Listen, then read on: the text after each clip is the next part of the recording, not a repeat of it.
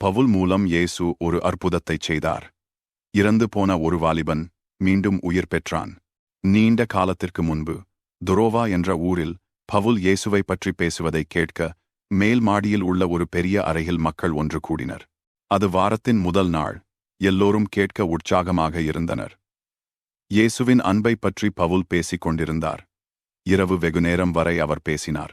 ஐத்திகுஸ் என்ற ஒரு வாலிபன் ஜன்னலில் அமர்ந்திருந்தான். பவுல் வெகுநேரம் பேசிக் கொண்டு இருந்ததால் ஐத்திகு ஆழ்ந்த தூக்கத்தில். திடீரென்று அவன் ஜன்னலிலிருந்து தவறி தரையில் விழுந்தான்.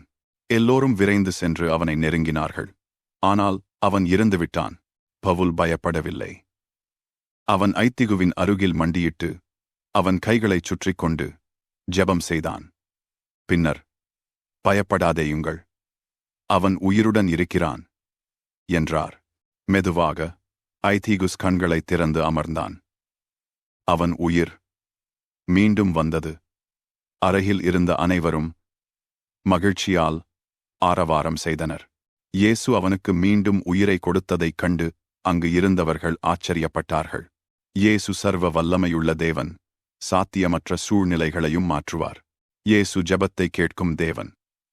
உங்களுடைய ஜெபத்தை கேட்டு நிச்சயமாக உங்கள் வாழ்க்கையில் அற்புதம் செய்வார்.